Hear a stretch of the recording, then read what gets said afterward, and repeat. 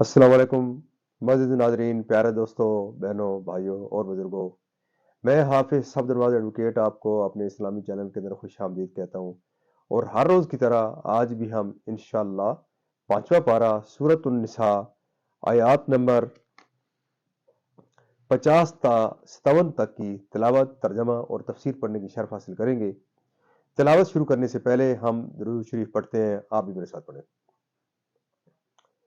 اللهم صل على محمد وعلى ال محمد كما صليت على ابراهيم وعلى ال ابراهيم انك حميد مجيد. اللهم بارك على محمد وعلى ال محمد كما باركت على ابراهيم وعلى ال ابراهيم انك حميد مجيد. اما بعد فاعوذ بالله من الشيطان الرجيم. بسم الله الرحمن الرحيم. ألم تر إلى الذين أوتوا نصيبا من الكتاب يؤمنون بالجبت والطاغوت ويقولون للذين كفروا هؤلاء أهدى من الذين آمنوا سبيلا أولئك الذين لعنهم الله ومن يلعن الله فلن تجد له نصيرا ومن يلعن الله فلن تجد له نصيرا أم لهم نصيب من الملك فإذا الله يؤتون الناس نكيرا أم يحسدون الناس على ما آتاهم الله من فضله فقد آتينا آل إبراهيم الكتاب والحكمة وآتيناهم ملكا عظيما فمنهم من آمن به ومنهم من صد عنه وكفى بجهنم سعيرا إن الذين كفروا بآياتنا سوف نصليهم نارا كلما نضجت جلودهم بدلناهم جلودا غيرها ليذوقوا العذاب إن الله كان عزيزا حكيما والذين آمنوا وعملوا الصالحات سندخلهم جنات تجري من تحتها الأنهار خالدين فيها أبدا لهم فيها أزواج مطهرة وندخلهم ظلا ظليلا إن الله يأمركم أن تؤدوا الأمانات إلى أهلها وإذا حكمتم بين الناس أن تحكموا بالعدل إن الله نعم ما يعظكم به إن الله كان سميعا بصيرا. ترجمہ: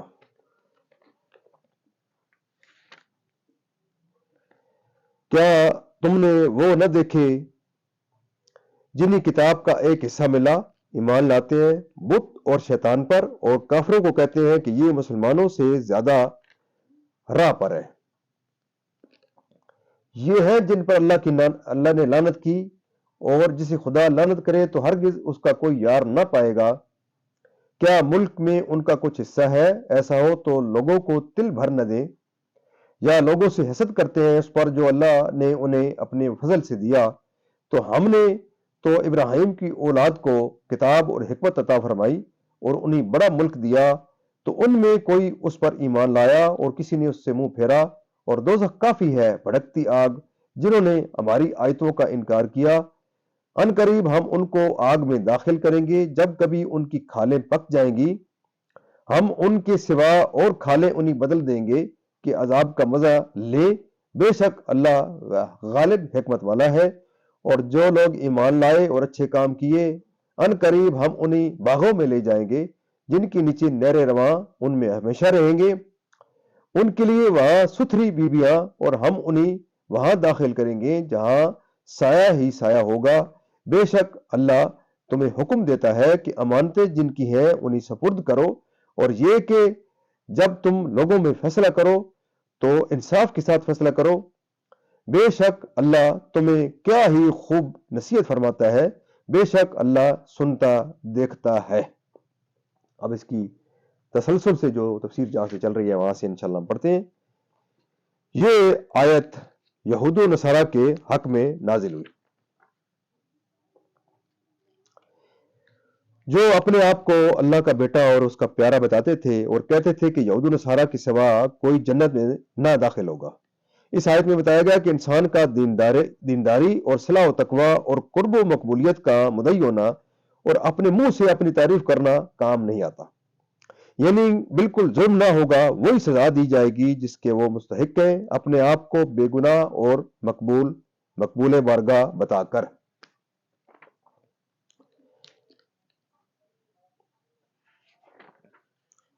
شان نزول، یہ آیت کعب بن اشرف وغیرہ علماء یہود کے حق میں نازل ہوئی، جو 70 سواروں کی جمعیت لے کر قریش سے سید عالم صلی اللہ علیہ وسلم کے ساتھ جنگ کرنے پر حلف لینے پہنچے۔ قریش نے ان سے کہا، چونکہ تم کتابی ہو اس لیے تم سید عالم صلی اللہ علیہ وسلم کے ساتھ زیادہ قرب رکھتے ہو، ہم کیسے اطمینان کریں کہ تم ہم سے فریب کے ساتھ نہیں مل رہے ہو؟ اگر اطمینان دلانا ہے تو ہمارے بتوں کو سجدہ کرو۔ تو انہوں نے شیطان کی اطاعت کر کے بتوں کو سجدہ کیا۔ پھر ابو سفیان نے کہا کہ ہم ٹھیک راہ پر ہیں یا محمد مصطفیٰ صلی اللہ علیہ وسلم؟ کعب بن اشرف نے کہا تمہیں ٹھیک راہ پر ہو۔ اس پر یہ آیت نازل ہوئی اور اللہ تعالیٰ نے ان پر لعنت فرمائی کہ انہوں نے حضور کی عداوت میں مشرکین کے بتوں تک کو پوجا۔ یہود کہتے تھے کہ ہم ملک و نبوت کے زیادہ حقدار ہیں تو ہم کیسے عربوں کا اتباع کریں؟ اللہ تعالیٰ نے ان کے اس دعوے کو جھٹلا دیا کہ ان کا ملک میں حصہ ہی کیا ہے، اور اگر بالفرض کچھ ہوتا تو ان کا بخل اس درجے کا ہے کہ نبی صلی اللہ علیہ وسلم اور اہل ایمان سے نبوت و نصرت و غلبہ و عزت و غیرہ نعمتیں، جیسے کہ حضرت یوسف اور حضرت داؤد اور حضرت سلیمان علیہ السلام کو، تو پھر اگر اپنے حبیب سید عالم صلی اللہ علیہ وسلم پر کرم کیا تو اس سے کیوں جلتے اور حسد کرتے ہو؟ جیسے کہ حضرت عبداللہ بن سلام اور ان کے ساتھ والے سید عالم صلی اللہ علیہ وسلم پر ایمان لائے اور ایمان سے محروم راج اس کے لیے جو سید عالم صلی اللہ علیہ وسلم پر ایمان نہ لائے، جو ہر نجاست و گندگی اور قابل نفرت چیز سے پاک ہے، یعنی سایہ جنت جس کی راحت و آسائش رسائی فہم و احاطہ بیان سے بالا تر ہے۔ اصحاب امانات اور حکام کو امانتیں دیانتداری کے ساتھ حقدار کو ادا کرنے اور فیصلوں میں انصاف کرنے کا حکم دیا۔ بعض مفسرین کا قول ہے کہ فرائض بھی اللہ تعالیٰ کی امانتیں ہیں، ان کی ادا بھی اس حکم میں داخل ہے۔ فریقین میں سے اصلاً کسی کی رعایت نہ ہو۔